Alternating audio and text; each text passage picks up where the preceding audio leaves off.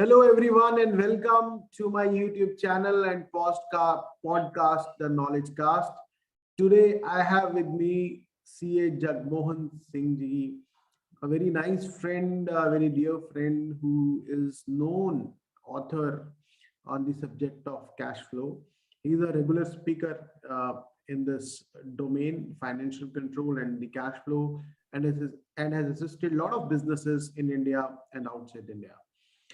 He qualified in 2000 and he's a practicing chartered accountant, which means for last 22 years, he is assisting businesses in their compliance, and now he is supporting them in managing the or in implementing the financial controls and managing the cash flows. So Jagmohan Bhai, welcome to my channel. Thank you very much, Gaurav Bhai, for having me here. This is an honor and opportunity for me to share my experience with you. Thank you. Jagmohan Bhai, before we go into the technical topic for everyone, that you recently authored a book, Financial Freedom with Financial Control. Before we discuss some extract of that book, yes, primarily on the cash flow and their benefits, how one needs to manage the cash flow. Before that, I want to know your journey. If you can slightly tell about yourself, what you were in the past before qualifying CA in 2000, and now how you reached to this state. I think it would going to be wisdom sharing for everyone. Yeah, sure.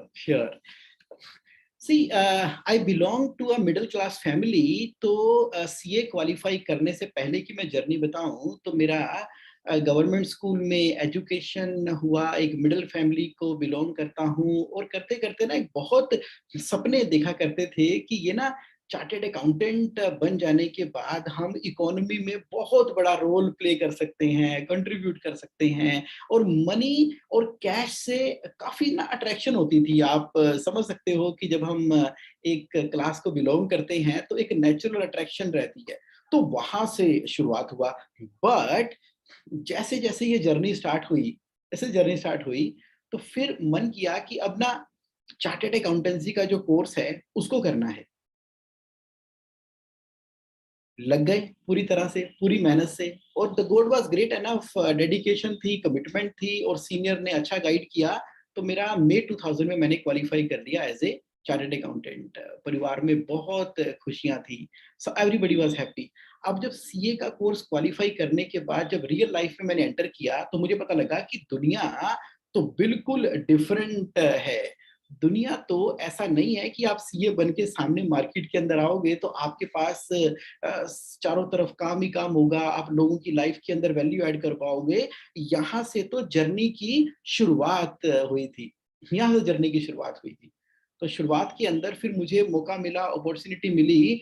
कुछ listed companies हैं, big 4 companies हैं, वहां पर मुझे काम करने का मौका मिला, क्योंकि E&Y कंपनी है, उनके एसोसिएट हैं कैमको, K&A कंसल्टेंट। तो उनके साथ जब मैंने काम किया तो लिस्टेड कंपनी के वहां पे काम करने का मौका मिला। तो मैं देखकर हैरान था कि जितनी भी बड़ी लिस्टेड कंपनीज हैं उनके कुछ सिस्टम्स हैं, प्रोसेसेस हैं, इकोनॉमी है, किस तरह से मनी को, कैश फ्लो को मैनेज करते हैं। और उसी तरफ जो एसएमई सेगमेंट है वो उस तरह से मैनेज नहीं करता। तो कहीं ना कहीं दिमाग में ना ये बातें चलती रहती थी। लेकिन ठीक है, अब जॉब करनी है, वर्किंग करनी है, तो ऐसे करते करते जिंदगी चलती चली गई। फिर उसके बाद शादी हुई। मेरे आज 2 बच्चे हैं। मेरी बड़ी बेटी जो है वो 10th में है आज की डेट में, और छोटा बेटा जो है 6th क्लास के अंदर है। वाइफ मेरी गवर्नमेंट स्कूल टीचर है। तो यहाँ पर बैकग्राउंड के अंदर अगर मैं पर्सनल लाइफ की बात करूं, ट्रांसफॉर्मेशनल इवेंट मेरी लाइफ में तब आया था जब 2009 के अंदर ना मेरा एक क्लाइंट है, he was about to suicide. कहता मैं ना ऐसे कैश फ्लो के चक्रव्यूह में जकड़ा गया हूँ जगमोहन, की समझ ही नहीं आ रही कि मार्केट की इतनी उधारी देनी है, बिजनेस में बड़ी परेशानी आ रही है। बस उस इवेंट के बाद ना मैंने अपनी लाइफ को डेडिकेट किया कि किस तरह से उसकी मनी की प्रॉब्लम को सोल्व किया जाए, उसके बिजनेस के अंदर जो प्रॉब्लम्स है उसको सोल्व किया जाए। तो एक दोस्त की हेल्प करने से ये जर्नी स्टार्ट हुई थी। तो करते करते फिर मुझे पुराने दिन याद आए कि हाँ, जब मैं चार्टर्ड अकाउंटेंसी का कोर्स कर रहा था तो मेरी कमिटमेंट थी कि इस नॉलेज को कहीं पहुंचना चाहिए। अच्छी बड़ी कंपनियां जो है वो काम कर रही हैं सिस्टम के तरीके से, हमारे एसएमई के अंदर सिस्टम ना होने की वजह से सुसाइड तक की नौबत आ जाती है। बस उस ट्रांसफॉर्मेशन जर्नी के बाद तो जिंदगी चली जा रही है। तो मेरी कोशिश यही रहती है कि जितने मैक्सिमम लोगों की मैं हेल्प कर सकूं in the area of money, in the area of cash flow. This is how life is going on. बहुत बढ़िया जगमोहन भाई, it is great to hear. तो अभी now you are practising in West Delhi. Yes, मेरा जनकपुरी में office है और 100+ मेरे टीम मेंबर हैं। मेरी टीम में चार्टर्ड अकाउंटेंट्स हैं, एमबीएस हैं, प्रोफेशनल्स हैं। तो हम पूरी तरह से कमिटमेंट के साथ में बिजनेस ओनर की प्रॉफिटेबिलिटी और कैश फ्लो को बढ़ाते हैं, क्योंकि एम्प्लॉय को उसी से टाइम पर सैलरी मिलेगी, उसी से ही जो है उनके घर चलने वाले हैं। और बिजनेस ओनर इकोनॉमी में ग्रो करने वाला पूरा का पूरा इकोसिस्टम। तो जनकपुरी में बैठ के हम इसको मैनेज कर रहे हैं। And thanks to lockdown reach जो है ऑल ओवर इंडिया, यूएस और कनाडा में हो गई। बहुत बढ़िया, बहुत ही बढ़िया। आई थिंक काफी इंस्पिरेशन मिलेगी जो ये सेशन सुन रहे हैं कि you started from a very humble family, now you have a team size of more than 100, और आप आज भी बोलते हुए भी इतने डाउन टू अर्थ लगते हैं, इतने एनर्जेटिक लगते हैं। ये जो आप इंसान है, थैंक इसका राज क्या है जगमोहन भाई? देखो जी, ये तो देखो, पर्पस ऑफ लाइफ से ना, पर्पस ऑफ लाइफ से कनेक्टेड हूँ। मेरा बहुत डीप लेवल पे ये मानना है कि जब मेरा जन्म यहाँ पर हुआ है ना, तो वो ह्यूमैनिटी को सर्व करने के लिए हुआ है। अब सर्विस के अलग अलग पैमाने हो सकते हैं। गुरुद्वारे में जाके लंगर की सेवा भी करना, बर्तन धोना, किसी मेहमान की सेवा करना जो जो जो फाइनेंशियली अफोर्ड नहीं कर सकता, किन्हीं चीजों को लेके, ये सब रूप है। उसी तरीके से जिस काम में भी हम है ना, कोई डॉक्टर है तो अपने प्रोफेशन को अच्छे से करे, वो भी सेवा है। चार्टर्ड अकाउंटेंट है तो वो भी सेवा है। बिजनेस ओनर जो शर्ट्स बना रहा है, चाहे वो टाई बना रहा है, कोट बना रहा है, जिस भी बिजनेस के अंदर है, पूरी कमिटमेंट के अंदर, अपने इकोसिस्टम के अंदर दूसरे ह्यूमन बीइंग की सर्विसेज तो कर रहे हैं। तो मुझे लगता है कि भगवान ने मुझे इंस्ट्रूमेंट बनाया है कि इस जरिए से मैं सर्विस कर सकूं। तो यही संस्कार लेकर मैं बड़ा हुआ हूँ, यही हमारी फैमिली के संस्कार रहे हैं, यही हमारे रिलीजन के संस्कार रहे हैं। तो उसी को मेरी कोशिश है कि मैं आगे और जनरेशन तक लेके जा सकूं। वेरी नाइस जगमोहन भाई। अब हम आपकी बुक पे आ जाते हैं। You recently wrote a book, financial freedom with financial control, yes, which is I think one of the best selling books on Amazon.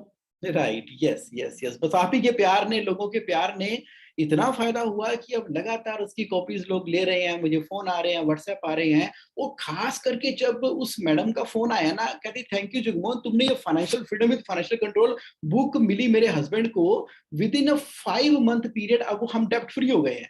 तो मैं तो अपने पति को समझा समझा के थक गई थी, तुमने पता नहीं क्या लिख दिया बुक के अंदर की वो मान गए और आज हम डेब्ट फ्री हैं। तो उनका वो ना बात अभी भी मेरे कानों में गूंजती रहती है। तो I am feel so blessed कि अब और इंकरेजमेंट मिलती है काम करने के लिए। जगमोहन भाई, आई एम श्योर बहुत सारी ऐसी स्टोरीज होंगी जो आपके बुक की वजह से रिजॉल्व हुई है, सपोर्ट मिला। Yes. So but what made you right this book? ये बुक लिखने की सबसे डीप डिजायर मुझे वहां से क्रिएट हुई कि जब मैंने देखा कि सभी लोग ना ये कंप्लेंट करते हैं, परेशान होते हैं कि मनी के एरिया से डील करते हैं, मनी के एरिया से डील करते हैं। हर कोई कुछ ना कुछ लाइफ में आगे बढ़ के करना चाहता है, लेकिन राइट नॉलेज जो अवेलेबल है वो किसको अवेलेबल है? एक चार्टेड अकाउंटेंट को अवेलेबल है। 3 साल की बड़ी रिगोरियस स्टडी होती है, बड़े हाई लेवल के फाइनेंशियल मैनेजमेंट के कोर्स, कोस्टिंग के कोर्स, अकाउंटिंग स्टैंडर्ड के कोर्स, हमें सारा फाइनेंस के बारे में ना मास्टर बना दिया जाता है। बट मजे की बात यह है कि सही मायने में जरूरत तो इसकी बिजनेस ओनर्स को है जो बिजनेस कर रहे हैं। आपकी गली में भी कोई दुकान है, वो स्टोर कीपर जो है, वो जो स्टोर चला रहा है, किराना स्टोर भी चला रहा है, उसको भी फाइनेंशियल मैनेजमेंट चाहिए। जो कपड़ों की ट्रेडिंग कर रहा है, जो शिपिंग यार्ड चला रहा है, वो बिजनेस ओनर है, वो पढ़ा लिखा भी नहीं है। अगर पढ़ा लिखा है, उसने टेक्निकल इंजीनियरिंग कर ली है, लेकिन फाइनेंस के बारे में उसको पता नहीं है। अरे मैं बड़ा हैरान होता था, जो चार्टेड अकाउंटेंट बिजनेस नहीं कर रहा उसको पूरी फाइनेंस की नॉलेज है, और जिसको जहां पर होनी चाहिए इकोसिस्टम के अंदर उसको नॉलेज नहीं है। तो ये एक सवाल मुझे ना बहुत तंग करता रहता था। तो मैं कोई ऐसा जरिया तरीका सोच रहा था कि ये राइट नॉलेज राइट लोगों के पास हो ताकि वो प्रॉफिटेबल और कैश रिच बिजनेस रन करें। तो जैसे मैंने पहले बताया कि इसको पूरी तरह से ट्रिगर मिल गया जब मेरा एक क्लाइंट मेरे पास आया कि वो सुसाइड करना चाहता है इस वजह से, क्योंकि वो कैश फ्लो की क्रंच के अंदर आ गया है। तो फिर मैंने अपनी सारी पढ़ाई को इस्तेमाल किया उसके बिजनेस को कैश रिच और प्रॉफिटेबल बढ़ाने के लिए। वो दिन और आज का दिन मुझे तो ये लगता है कि ये नॉलेज मैं जितनी जल्दी पूरी पृथ्वी पे पूरी यूनिवर्स पे हर एक बिजनेस करने वाले को पहुंचा दूं, तो वही मैंने पर्पस ऑफ लाइफ बना लिया है। ये मेरा ट्रिगर पॉइंट था लाइफ का।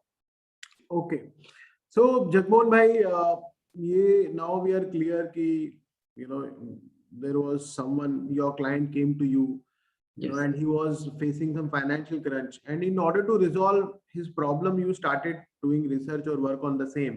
Yes, And also you told earlier कि जब आप आर्टिकलशिप डेज में थे, तब भी या आर्टिकलशिप करने के बाद you got associated with some big firm wherein you noticed कि they have got some systems, yes, whereas SME firms or a smaller businesses, they do not have system, which primarily creates the problem. Yes.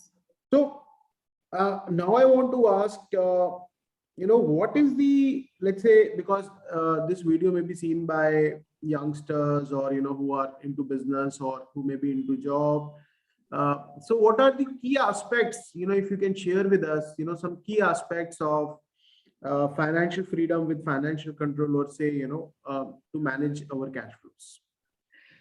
देखो, financial freedom जिंदगी में हासिल करने के लिए मैंने book में भी बताया है, फाइनेंशियल कंट्रोल सबसे इंपॉर्टेंट है। यानी कि फाइनेंशियल डिसिप्लिन आपकी लाइफ में आपके बिजनेस के अंदर बहुत ज्यादा इंपॉर्टेंट है। एग्जांपल लेते हैं एक कार का। एक ऐसी कार के अंदर आप बैठ जाते हो जिसके अंदर ब्रेक नहीं है, ब्रेक नहीं है। जब आप ऐसी कार को चलाने के लिए बैठोगे, अब ये कार कौन है? आपका बिजनेस का व्हीकल है। अब ऐसी कार को चलाने के लिए बैठोगे जिसके अंदर ब्रेक्स नहीं है ना, तो आप उसको धीरे धीरे धीरे धीरे धीरे धीरे चलाओगे, क्योंकि आपको पता है तेज चलाई ब्रेक तो है नहीं, कभी भी एक्सीडेंट हो सकता है। एट द सेम टाइम आप बैठ गए एक ऐसी कार के अंदर, मर्सिडीज बीएमडब्ल्यू के अंदर, जिसके ब्रेक का सिस्टम बहुत ही बढ़िया है, बहुत ही अमेजिंग उसका ब्रेक का सिस्टम है। अब आप उस कार को चाहे 60, 70, 80, 90, 100 किसी भी स्पीड से भगाओगे, आपको पता है क्योंकि कार में ब्रेक लगी है ना, जब जरूरत पड़ेगी मैं ब्रेक दबाऊंगा तो मेरा कोई एक्सीडेंट नहीं होगा, मैं बच जाऊंगा। दैट मीन टू से ब्रेक रोकती नहीं है, ब्रेक आपकी गति को तेज करती है, देखने का नजरिया है। उसी तरीके से फाइनेंशियल फ्रीडम जो है ना, वो फाइनेंशियल कंट्रोल से हासिल होती है। तो जितना अच्छा फाइनेंशियल डिसिप्लिन है, जितना अच्छा फाइनेंशियल कंट्रोल अपनी जिंदगी में और लाइफ में लगा के रखा है, उदाहरण के तौर पे आपने बिजनेस के अंदर प्रॉफिट कमाया, प्रॉफिट फर्स्ट के प्रिंसिपल को अपनाते हुए कैश रिजर्व क्रिएट कर लिया। भाई हमारे माता पिता भी तो करते थे, दादा दादी भी करते थे पुराने जमाने से। अर्थशास्त्र चाणक्य में चले जाते हैं, वो कहते हैं जितना धन आपके पास आया उसका एक हिस्सा कैश रिजर्व के रूप में आपने रखना है। तो अब ये डिसिप्लिन क्रिएट होना शुरू हो गया।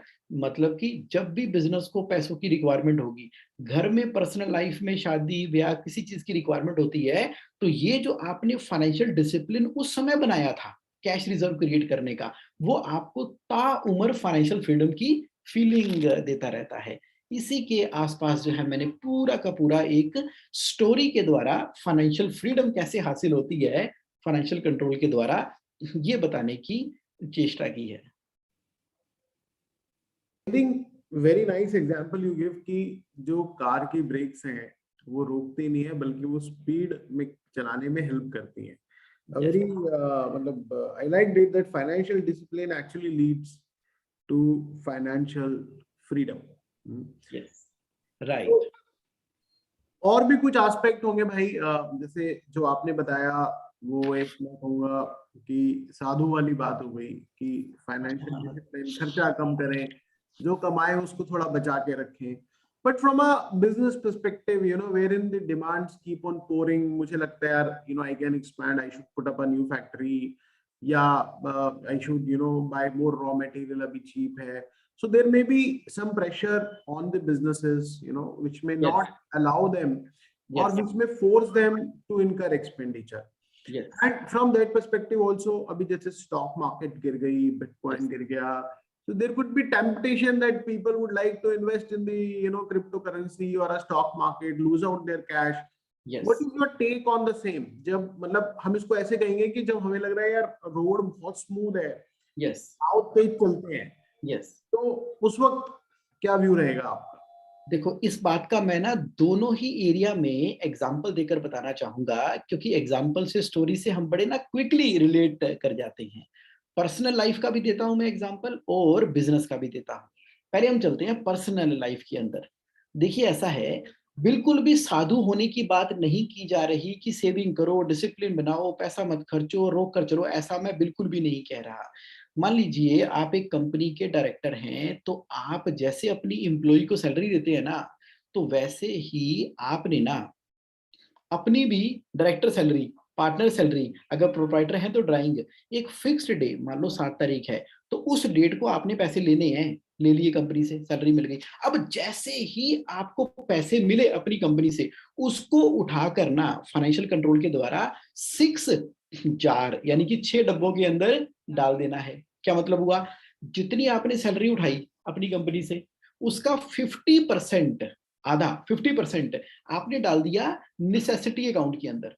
मतलब अब ये 50% का खर्चा कहां पर होगा? रोटी कपड़ा मकान के ऊपर ये खर्चा होगा। जो आपने गारमेंट्स लेने हैं, जो आपने बच्चों के स्कूल की फीस पे करनी है, जो भी आपकी नेसेसिटी की चीजें हैं, उसके अंदर उस जार में से खर्चा होगा। अब आपने क्या करना है? 10% पैसा डाल देना है एजुकेशन फंड के अंदर। अब एजुकेशन क्या है? एजुकेशन का एक अलग से सेविंग अकाउंट खोल लिया, सैलरी आई, 10% उसके अंदर डाल दिया आपने। जैसे ही 10% डाला आपने, तो उसका अपनी पर्सनल ट्रेनिंग एंड डेवलपमेंट के ऊपर काम करोगे। देखो, जितना ज्यादा अपने माइंड पे काम करोगे, जितना अपनी ट्रेनिंग एंड डेवलपमेंट पे काम करोगे, उतनी ही ज्यादा आपकी पैसा कमाने की काबिलियत और ज्यादा बढ़ जाएगी, लोगों की लाइफ में वैल्यू ऐड करने की काबिलियत और ज्यादा बढ़ जाएगी। तो 10% कहाँ डाल दिया? एजुकेशन के अंदर। जितने आपके स्किल शार्पन है, वो डाल दिया। अब इस 10% पैसे का इस्तेमाल ना सिर्फ और सिर्फ आपकी लर्निंग, ट्रेनिंग, डेवलपमेंट के ऊपर होना है। फिर आपने क्या किया? 10% पैसा अपना long term saving for spending में डाल दिया।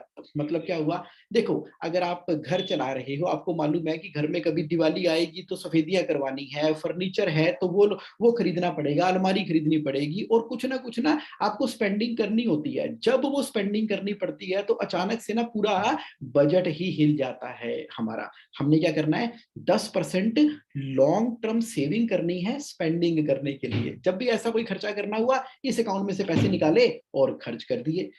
अब ना 10% पैसा आपने क्या कर दिया? फाइनेंशियल फ्रीडम अकाउंट के अंदर। फाइनेंशियल फ्रीडम अकाउंट का मतलब ये होता है कि आप ना इस पैसे को सिर्फ और सिर्फ इन्वेस्ट करोगे, सेविंग करोगे। आप एफडी करा दो, आप म्यूचुअल फंड ले लो, आप कोई सिप करा लो, आप क्रिप्टो करेंसी ले लो, आप किसी कंपनी के इक्विटी शेयर ले लो, या आप इसको रियल एस्टेट में इन्वेस्ट करो। पता लग गया कि मेरी टोटल इनकम का 10% हिस्सा ना फाइनेंशियल फ्रीडम अकाउंट में जाना है। इससे ना दिमाग में हमेशा शांति रहती है कि चलो ठीक है, मैं लॉन्ग टर्म के लिए सेव कर रहा हूं। यानी कि जितनी सैलरी आपने उठाई अपनी कंपनी में से, उसका 10% आपने कहां डाल दिया? फाइनेंशियल फ्रीडम अकाउंट वाले सेविंग अकाउंट से। उस सेविंग अकाउंट से आगे पैसे इन्वेस्ट होते रहेंगे। इस अकाउंट का एक रूल है कि ये पैसा हमेशा इन्वेस्ट होगा, इसका जो इंटरेस्ट मिलेगा ना, वो भी री इन्वेस्ट हो जाएगा, इसमें जो प्रॉफिट आएगा वो भी री इन्वेस्ट हो जाएगा। जो भी आएगा इसमें से निकालना नहीं है, इसको बढ़ने दो, बढ़ने दो, बढ़ने दो। ये धीरे धीरे आपकी वेल्थ को इतना बड़ा करता चला जाएगा, इतना बड़ा करता चला जाएगा, वेल्थ क्रिएशन करता चला जाएगा। ये देखो, 50 जमा 10 जमा 10 जमा 10, 80% हमने कवर कर लिया। अब बाकी हम बात करते हैं। बाकी 10% जो पैसा है ना आपका, वो आपने कहाँ डालना है? प्ले अकाउंट के अंदर। प्ले अकाउंट के अंदर? अरे ये प्ले अकाउंट क्या होता है? देखो, प्ले अकाउंट ऐसा अकाउंट है जिसको ना आपने अपनी लग्जरी पे, अपने ऊपर, अपनी वो सारी इच्छाएं पूरी करने में ना बस फूंक देना है, खर्च देना है, कर देना है। फिर मान लीजिए आप किसी रेस्टोरेंट के अंदर गए, वहां पर मेन्यू कार्ड के अंदर आपको जो भी डिलीशियस सी आइटम अच्छी लग रही है ना, तो अब आप राइट हैंड साइड पे उसका रेट मत देखो, बस आप ये देखो कि आपने क्या लेना है। अपनी मर्जी से वो आइटम ली, और इसकी पेमेंट कहां से करोगे? प्ले अकाउंट के लिए।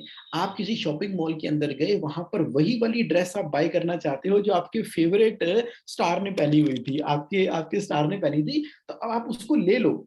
कब ले लो? जब आपके प्ले अकाउंट के अंदर पैसा पड़ा था, आपका मन मसाज कराने का कर रहा है तो करो ना, आपका मन फैमिली के लिए कुछ अच्छी गिफ्ट, बुके, दोस्त को कुछ देने के लिए कर रहा है, तो प्ले अकाउंट में से खर्च दो। इससे क्या होगा, आपके दिल को ना तसल्लियां मिलेंगी, आपका दिल हमेशा खुश रहेगा।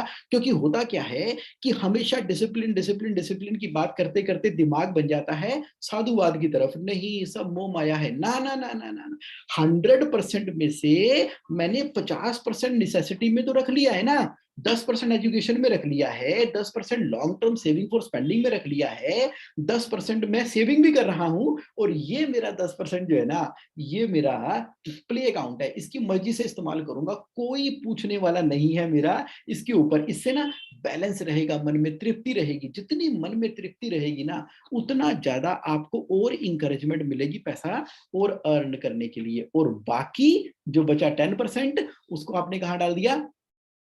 उसको आपने डाल दिया गिव अकाउंट के अंदर, चैरिटी अकाउंट के अंदर।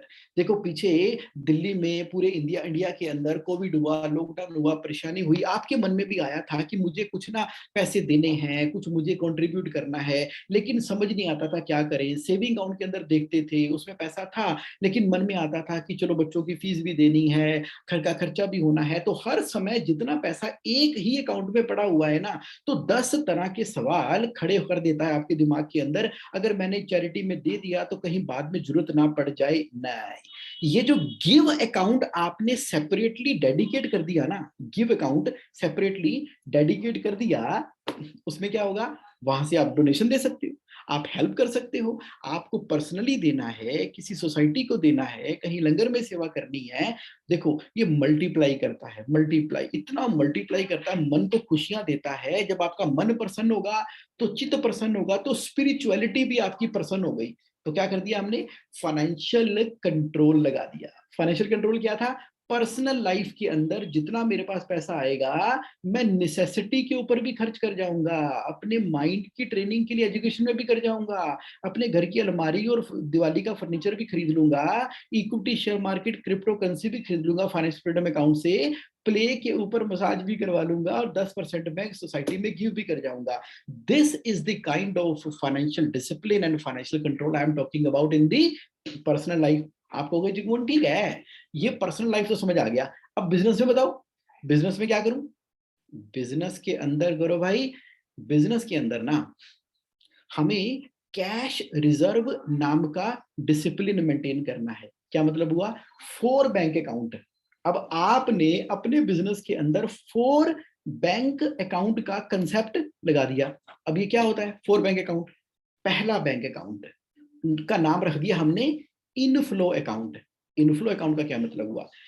आपने मान लीजिए बैंक से ओवरड्राफ्ट लिमिट, सीसी लिमिट ले भी रखी है ना, जिसमें लिमिट ले रखी है ना, वो इनफ्लो अकाउंट कहलाएगा। अगर आपने नहीं ले रखी तो भी कोई बात नहीं, एक अकाउंट जो है वो इनफ्लो अकाउंट कराएगा। जो भी कस्टमर से पैसे आने हैं, डेटर से कलेक्शन आनी है, वो इनफ्लो अकाउंट के अंदर जाएंगे। उस अकाउंट में सिर्फ पैसे आते हैं, निकलते नहीं, सिर्फ आते हैं, आते जा रहे हैं, आते जा रहे हैं इनफ्लो अकाउंट के अंदर।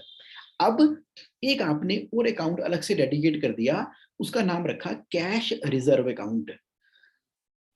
आपके धंधे में जितना प्रॉफिट है, मान लीजिए नेट प्रॉफिट की रेशियो आपके बिजनेस की 5% है, तो आप 5% का आधा यानी कि 2.5%, जब भी कलेक्शन इनफ्लो अकाउंट में आती है ना, एक हफ्ता खत्म होने के बाद उस हफ्ते में जितनी कलेक्शन आई है उसका 2.5% ट्रांसफर कर दो कैश रिजर्व अकाउंट के अंदर, उठा के ट्रांसफर कर दो कैश रिजर्व अकाउंट के अंदर।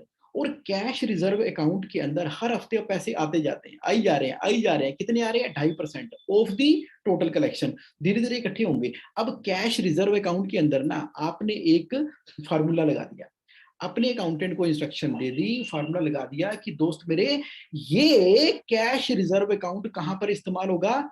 बिजनेस एक्सपेंशन के लिए ही इस्तेमाल होगा। यानी कि आपका मन कर रहा है कि मुझे प्लांट एंड मशीनरी खरीदनी है, मुझे एसेट खरीदना है, मुझे और बड़ा टर्म लोन एसेट खरीदने के लिए डाउन पेमेंट देनी पड़ेगी। बिजनेस एक्सपेंड करने के लिए जो कुछ भी करोगे, कहां से करोगे? कैश रिजर्व अकाउंट में से करोगे।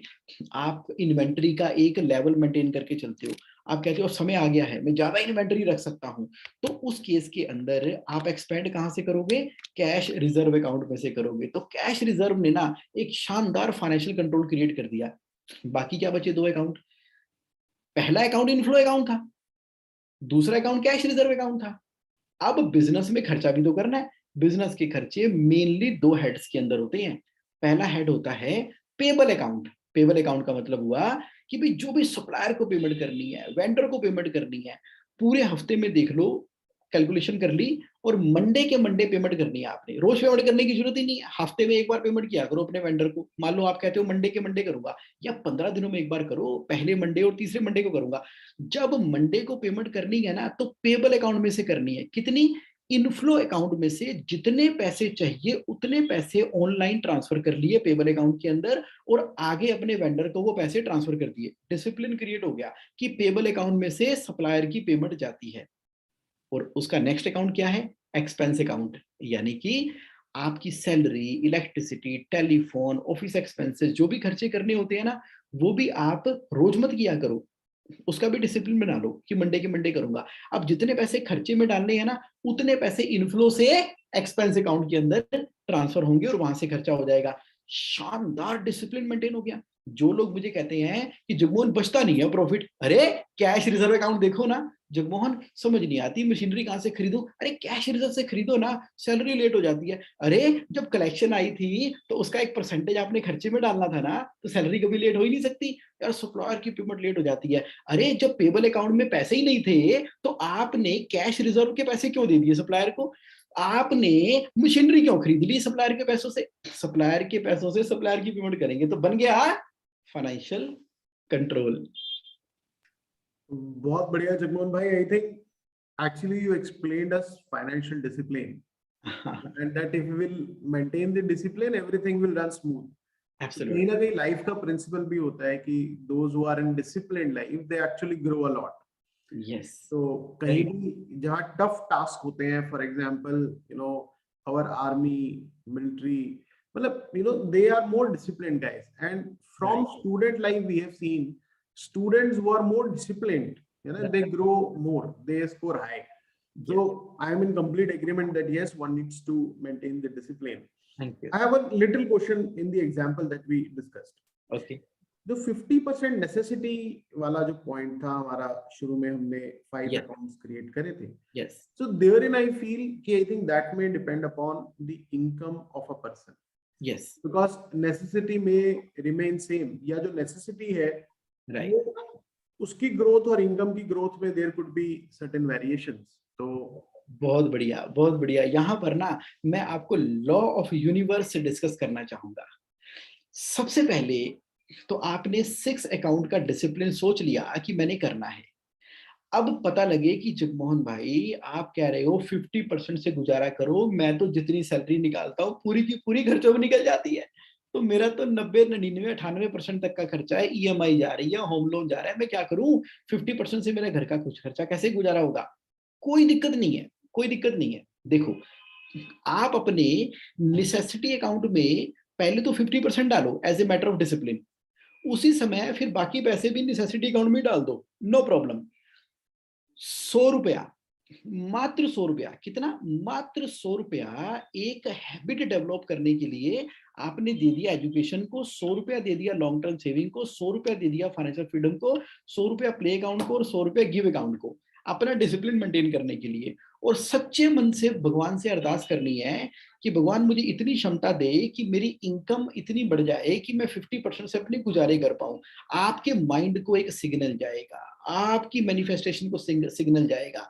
जब आपने डिसिप्लिन का पार्ट बना लिया ना, तो धीरे धीरे धीरे धीरे धीरे धीरे धीरे ऐसा डिसिप्लिन बन जाएगा। याद है स्कूल टाइम में हमारे पेरेंट्स क्या कहा करते थे कि जितनी आपको पॉकेट मनी मिलती है ना, एक गुल्लक लगा रखी थी, उसमें 10 पैसे, 20 पैसे, 25 पैसे, 1 रुपया, 2 रुपया उसके अंदर हम डालते थे, और वो कब हमारे बर्थडे तक कितने पैसे बन जाते थे, वो डिसिप्लिन हमें शुरू से इनकलकेट किया था। अगर हमने ये 6 जार का सिस्टम पहले दिन से इनकलकेट कर दिया, मैं ये नहीं कह रहा कि आप पूरे पैसे एक ही पहली बार में ही डाल दो, शुरू करो, शुरू करो, और सिंपल लिविंग, हाई थिंकिंग, दिखावे की जिंदगी हमने छोड़ देनी है।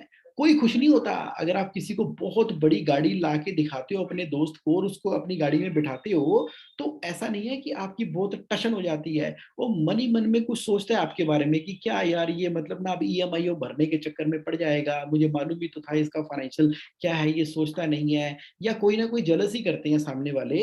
तो इसलिए लोगों को दिखावे वाली जिंदगी करने की जगह 50% ऑफ द इनकम वाली नेसेसिटी के हिसाब से अगर हमने सिंपल लिविंग से चलना शुरू कर दिया ना, जैसे इन्फोसिस के ओनर हैं, वो तो इसी प्रिंसिपल को फॉलो करते हैं। आज कोई पैसों की कमी है उनके पास, वारेन बफेट इसी को फॉलो करते हैं, कोई पैसों की कमी है उनके पास, कोई दिक्कत नहीं है। लेकिन ये छोटा बीज कब पौधा बन जाता है, कब पेड़ बन जाता है? Discipline, discipline, financial control is the starting point. Very nice, Jagmohan bhai. I think the discussion is going wonderful. Thank you. और now we'll go back to your book. उसमें I was reading it. I think thanks for the copy, Jagmohan bhai. First of all, उसमें there is a concept you have discussed, concept that win for all. Yes. I personally like that concept. उसमें, but I would like to hear from you. If in a brief, you can tell to our audience and viewers, what do you mean by concept win for all? Win for all ना, ये हमारी भारतीय संस्कृति, भारतीय सभ्यता का एक अभिन्न अंग है जो हमें ना पूरी मानवता में डिस्टिंग करता है। विन फॉर ऑल, आप हमारे हिंदू रिलीजन में देखें तो क्या लिखा हुआ है? शुभ लाभ, जो जय का हमारा एक साइन बना होता है, शुभ लाभ। यानी कि एज ए ह्यूमन बीइंग हमारा कर्तव्य है कि कोई भी हम डीलिंग करते हैं ना, कोई भी डीलिंग करते हैं व्यापार के अंदर, खास तौर पे जब तक उस व्यापार में सभी लोगों का बराबर बराबर का फायदा या सभी का फायदा नहीं हो रहा, तब तक उसके अंदर बरकत नहीं आती। तो मैंने ना एक छोटी सी स्टोरी बनाई है इस बुक के अंदर। उस स्टोरी में मैंने बताने की कोशिश की है कि किस तरह से मुकेश को एक बैटरी मिलती है, बैटरी का मार्केट प्राइस 12,000 रुपए का है, उसको उसका दोस्त वो वाली बैटरी 8,000 रुपए में दे देता है, और उसके मामा जी आते हैं और मामा जी को वो 12,000 रुपए की बैटरी वो 10,000 रुपए में दे देता है। उसके दोस्त ने 8,000 में दी, उसने मामा जी को 8,000 10,000 रुपए में दे दी, जबकि उसका मार्केट का प्राइस 12,000 रुपए था। और जब मामा जी उसको 10,000 रुपए देकर वाइफ को चले जाते हैं, तो वो बहुत नाराज होता है कि तुमने मामा जी से पैसे क्यों लिए, मैंने तो वैसे ही उनको गिफ्ट की थी बैटरी, तुमने तुमने गिफ्ट की हुई बैटरी के पैसे ले लिए, तुम्हें ऐसा नहीं करना चाहिए था, ये नहीं करना चाहिए था। तो जब वाइफ ने समझाया कि देखो जी, ये एक ऐसी डील हुई है कि मामा जी भी एक स्वाभिमानी इंसान है, हम भी एक स्वाभिमानी इंसान है, आपका दोस्त भी तो एक स्वाभिमानी इंसान था, सेल्फ रिस्पेक्ट वाला पर्सन था, जिसने जब आपसे 8,000 रुपए लिए तो उसके बदले में उसने आपको बैटरी दे दी, तो वहां पे उसकी सेल्फ रिस्पेक्ट आई, तो वो सभी का फायदा सोच रहा था। अब मान लीजिए मामा जी ने हमें 10,000 रुपए दे भी दिए, अगर वो हमारे रिश्तेदार भी हैं, तो क्या हो गया? ये विन फॉर ऑल है। कैसे? आपके दोस्त को फायदा हुआ, आपको 2,000 रुपए का फायदा हो गया, 8,000 की मिली 10,000 की दे दी, मामा जी को फायदा हो गया, वो 12,000 रुपए की मार्केट में खरीदते और आपसे उनको सिर्फ 10,000 रुपए में मिल गई, तो विन फॉर ऑल हो गया, सभी का शुभ लाभ है। व्यापार के अंदर ये ना फंडामेंटल और बेस है।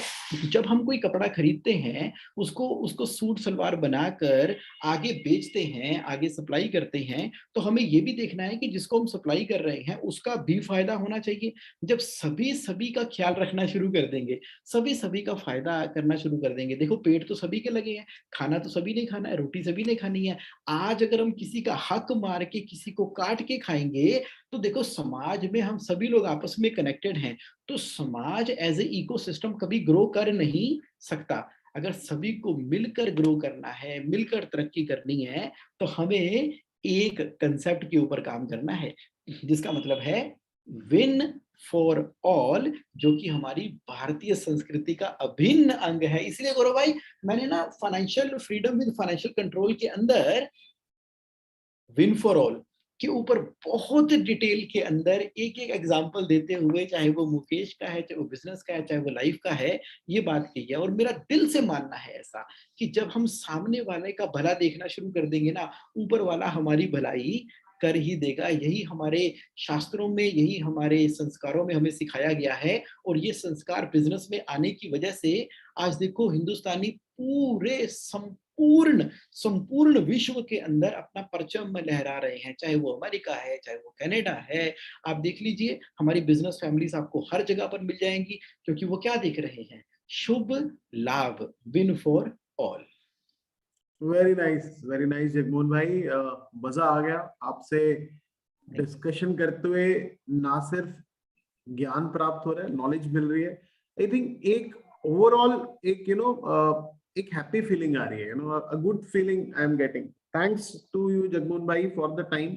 Now let me come to my last question before we wind up the session. There is also a chapter in your book, Yes. and being a chartered accountant, it seems to be my favorite chapter, which I would like to listen from you in a brief. Right. Missing link for success in accounts and finance. Yes. तो मैं इसे समझा, मतलब मुझे इसको पढ़ना है, but being you are there, तो basically the if somebody is looking for success in the business, Yes. and I think the key lies in the accounts and the finance. Yes. True. So if you can, speak on this in brief. बिल्कुल जी, बिल्कुल। देखो, business की सफलता जहां छुपी हुई है उसका नाम ही अकाउंट एंड फाइनेंस है। हम ढूंढ रहे थे ना, कैसे मैं कामयाब होऊंगा, मेरा बिजनेस कैसे बुलंदियों को छूऊंगा, कैसे मैं नेक्स्ट लेवल पे पहुंचूंगा। यहाँ वहां देखने की जरूरत नहीं है, भगवान तो हमारे अंदर ही है, सफलता हमारे अंदर है, और वो कहाँ छुपी हुई है? अकाउंट एंड फाइनेंस के अंदर। लेकिन मिसिंग लिंक क्या है गौरव भाई? हो क्या रहा है आज की डेट में? हो ये रहा है कि जब अकाउंट्स वाले अपना काम करने के लिए आते हैं ना, तो वो परचेज की एंट्री कर रहे हैं, सेल की एंट्री कर रहे हैं। अरे अरे, परचेज का बिल अभी आया नहीं है, इसलिए अभी प्रॉफिट पता नहीं लग सकता, इन्वेंट्री मेंटेन कर नहीं पा रहे, क्योंकि अभी जो जो पीओ सिस्टम नहीं था, डिस्पैच तो चालान के ऊपर हो गई, अभी इनवॉइस बनाने में लेट हो गया है मामला। एक्सपेंसेस की पेमेंट तो हमने कर दी है, लेकिन इनवॉइस अभी आए ही नहीं है। और यहाँ पर प्रेशर आ गया है कि जीएसटी की रिटर्न फाइल करनी है, फटाफट से एक्सेल के अंदर डिटेल बनाकर सबमिट कर दी। उधर से टीडीएस जमा कराना था, ऑनलाइन जमा करवा दिया, सही हेड में करवा नहीं पाए। उधर से टीडीएस की रिटर्न फाइल करने का समय आ गया, यहाँ से स्टैट्यूटरी ऑडिटर बोल रहे हैं कि समय आ गया है, ऑडिट करवा लो, आईटीआर करवा लो। अरे अचानक से जीएसटी डिपार्टमेंट से नोटिस आ गया कि आपको ये पिछले 3 सालों की डिटेल सबमिट करनी है। सी फॉर्म के चक्कर में डिमांड रेज हो चुकी है और हमारा अकाउंट फ्रीज कर दिया गया। उसको छुड़वाने के लिए अकाउंट्स वाले भाग रहे हैं, डिटेल समय पर नहीं है। आज के काम आज हो ही नहीं रहे हैं, आज के काम आज हो ही नहीं रहे हैं, इन्हीं अर्जेंसी के अंदर बिजी हैं। सोचिए, सोचिए, सिस्टम अप्रोच बिजनेस के अंदर आ जाए, अकाउंट एंड फाइनेंस डिपार्टमेंट के अंदर आ जाए। जब मैं बोलता हूं सिस्टम अप्रोच की, तो मैं बोलता हूं कि बिजनेस में जो भी माल परचेज करना है, तो ठीक है ना, एक पीओ इशू हो जाना चाहिए। पीओ इशू हो गया तो उसमें रेट भी लिखा है, क्वांटिटी भी लिखी है, कब तक माल आ जाना चाहिए वो भी लिखा है। अब वो पीओ कहां पर बन गया? आपके अपने अकाउंटिंग सॉफ्टवेयर के अंदर बन गया। अब जैसे ही माल रिसीव हुआ, तो स्टोर कीपर जो है उसने देखा किस पीओ नंबर के अगेंस्ट में माल आया है, और उसके बेसिस के ऊपर उसने उसकी क्वांटिटी को एंटर कर दिया अकाउंटिंग सॉफ्टवेयर के अंदर। अब कम से कम अकाउंटिंग सॉफ्टवेयर में ये तो आ गया कि कितना माल मंगवाया था, कितना आ गया है। ठीक है जी। अब जैसे ही माल आगे बड़ा बड़ा, तो क्वालिटी चेक करने वालों ने क्वालिटी चेक कर दी और टैली अकाउंटिंग सॉफ्टवेयर के अंदर मेंशन कर दिया कि देखो जी, हमारे पास जो क्वांटिटी आई है 100, उसमें से 10 पीस खराब है, 90 सही हैं। अब ये सारा काम ऑटोमेटिकली बैकग्राउंड के अंदर हो रहा है। इन्वेंट्री वाले माल रिसीव कर रहे हैं, क्वालिटी वाले चेक कर रहे हैं, बस ये है कि कंप्यूटर के अंदर उसको अपडेट साथ के साथ किए चले जा रहे हैं। अब वेंडर ने अपना इनवॉइस भेज दिया, उसने अगर ज्यादा रेट का परचेज का बिल भेज दिया, तो अकाउंट्स वाले पकड़ लेंगे, अरे पीओ तो 10 रुपए का था, आपने 12 रुपए का रेट कैसे लगा लिया। अगर उसने बहुत ज्यादा क्वांटिटी डिस्पैच यहाँ पर कर दी थी, लेकिन रिसीविंग के टाइम के ऊपर उसने रिसीव भी कर ली, अकाउंट्स वाले ऑब्जेक्शन रेज कर सकते हैं, मांगे हमने 10 पीस भेज दिया, आपने 100 पीस क्यों भाई, अपना स्टॉक हमारे पास डंप कर रहे हो क्या, वहां पर भी ऑब्जेक्शन लगा सकते हैं। अब माल एक्चुअली रिसीव हो चुका है, ये टैली में एंट्री दिखाई दे रही है, माल सही रिसीव हुआ है, क्वालिटी की रिपोर्ट ऑटोमेटिकली सिस्टम में दिखाई दे रही है। अब अकाउंट्स वालों ने करना क्या है, उन्होंने तो ऑलरेडी अवेलेबल इंफॉर्मेशन के बेसिस के ऊपर बिल को पास करना है, उन्होंने बिल को पास कर दिया, पास करके जितना सही क्वालिटी वाला माल सही रेट के ऊपर करना था, उतने की account ageing report, payable report बन के निकल के आ जाएगी।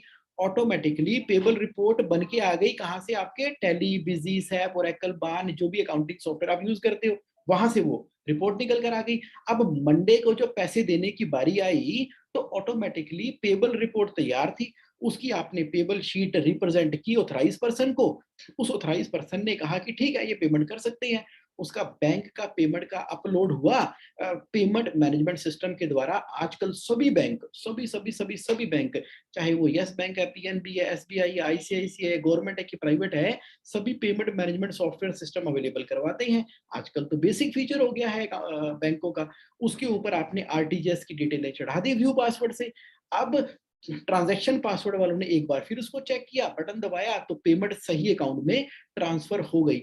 अब अकाउंट्स वालों का सारा समय पूरी तरह से बच चुका है। अब अकाउंट्स वाले क्या कर रहे हैं, अकाउंट वाले कर रहे हैं एनालिसिस कर रहे हैं, अरे इन्वेंट्री कहीं ज्यादा तो नहीं हो गई, स्टॉक टर्नओवर रेशियो के हिसाब से देखेंगे कि मेरी इन्वेंट्री होनी चाहिए कम, लेकिन इन्वेंट्री हो गई है ज्यादा, तो वो बिजनेस ओनर को बताएंगे सर हमारा सारा प्रॉफिट तो इन्वेंट्री में छुपा हुआ है।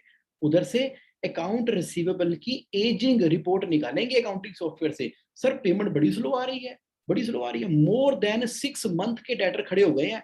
खास करके प्रकाश चंदन कंपनी से तो बहुत ज्यादा पैसा ड्यू हो गया है, ये तो 365 दिनों के ऊपर जा रही है। ये जानकारी प्रदान करेंगे अकाउंट वाले किसको, बिजनेस ओनर को, कलेक्शन कोऑर्डिनेटर को, कलेक्शन डिपार्टमेंट को, सेल्स डिपार्टमेंट को जानकारी प्राप्त करेंगे। अब अकाउंट्स एंड फाइनेंस वाले जो दिन रात परचेज का बिल दे दो, बैंक चढ़ा दो, ये कर दो, वो कर दो, उसमें लगे रहते थे, उनका मिसिंग लिंक क्या था, सिस्टम नहीं था। सिस्टम आने की वजह से डाटा एंट्री तो प्रोसेस के द्वारा अपने आप हो रही है, ध्यान कहां पे चला गया, एनालिसिस के ऊपर चला गया। अब अकाउंट्स एंड फाइनेंस वाले देख पा रहे हैं कि मिसिंग लिंक कहां पर है, पैसा कहां पर रुक रहा है, कहां पर तेजी करने की जरूरत है, यानी कि कंट्रोल, सारा ध्यान कहां पे चला गया, फाइनेंशियल कंट्रोल के ऊपर। सही मायने में अकाउंट्स एंड फाइनेंस वालों का जो 90% रोल होता है किसी भी कंपनी के अंदर, सर वो होता है फाइनेंशियल कंट्रोल करने का। ट्रांजैक्शन तो बिजनेस में अपने आप हो जाएगी, अपने आप ही हो जाएगी ट्रांजैक्शन। भाई जब डिस्पैच वालों ने डिस्पैच किया तो कंप्यूटर से ही करेंगे ना, जब परचेज वालों ने परचेज का पीओ बनाया तो कंप्यूटर से ही करेंगे ना, जब चालान रिसीव होगा तो इन्वेंट्री वाला इन्वेंट्री में ही करेगा ना। क्या हो रहा है, इस एरिया पे बिल्कुल ध्यान नहीं दिया जा रहा, और बिजनेस ओनर क्या, ऑपरेशन क्या, प्रोडक्शन क्या, मार्केटिंग वाले सभी के सभी अकाउंट्स वालों से बस यही पूछते रहते हैं कि भैया प्रोडक्शन की डिटेल दे दो, सेल की डिटेल दे दो, किस डिपेंडर से कितने पैसे देने हैं, किस किस कस्टमर से कितने पैसे लेने हैं, ये रिपोर्ट बना दो, वो रिपोर्ट बना दो। और वो बेचारा बिजी रहता है, कभी बैंक ऑडिट करने वाला स्टॉक ऑडिट करने के लिए आ जाता है, तो स्टॉक ऑडिट करवा रहे हैं, तो सारा झोलमोल फंसा हुआ है। मिसिंग लिंक क्या है, अकाउंट्स एंड फाइनेंस के अंदर मिसिंग लिंक है सिस्टम अप्रोच। तो इस बात को मैंने बहुत डिटेल में मुकेश की स्टोरी के साथ में रिलेट करते हुए गौरव जी बताने की कोशिश की है कि किस तरह से हम फाइनेंशियल कंट्रोल ला सकते हैं। थैंक यू जगमोहन भाई, मुझे तो ये जानने का मन कर रहा है मुकेश कौन है, क्योंकि आप मुकेश पे बहुत स्टोरी लिख रहे हैं। इसका राज खुल जाएगा किताब में। So, Jagmohan ji, it was wonderful discussing with you. You know what in nutshell, if I can summarize, the financial discipline is the key to growth. Whether it's the personal life or is the business life, the way you gave the examples or your principles tha, 6 bucket wala, and then for the personal life, 6 buckets ho gaye, business ke liye humne 4 ho gaye. And when we were discussing about the missing link, I think a finance जो आपका एक niche है, which is your expert area, financial control, is actually coming out. I think you have shared in this the importance, or I will say you are able to share the importance of financial control because you are expert in that area. So thanks for sharing your expertise with us, and I'm sure the one who will going to read your book, Financial Freedom with Financial Control, would going to be benefited, from the reading. Jagmohan भाई, मेरी यही request है, ऐसे ही मुस्कुराते रहें, हम सबको knowledge और अपनी विजडम शेयर करते रहें, and keep on writing the book. अच्छा, वन थिंग मोर, आपने एक 5 AM क्लब चलता था, नाउ इज स्टिल वर्किंग या अभी उसको होल्ड पे डाल दिया कुछ टाइम? बिल्कुल, एवरी सैटरडे पिछले काफी समय से, कई साल हो गए हैं, अभी भी चल रहा है. एवरी 5 AM लाइव 5 बजे से 6 बजे तक मैं एक नया टॉपिक टेकअप करता हूँ. ये फ्री ऑफ कॉस्ट होता है और ऑल ओवर इंडिया से हर रोज, हर सैटरडे को 100+ लोग जो हैं इसको ज्वाइन करते हैं, लाइव सेलिब्रेट करते हैं.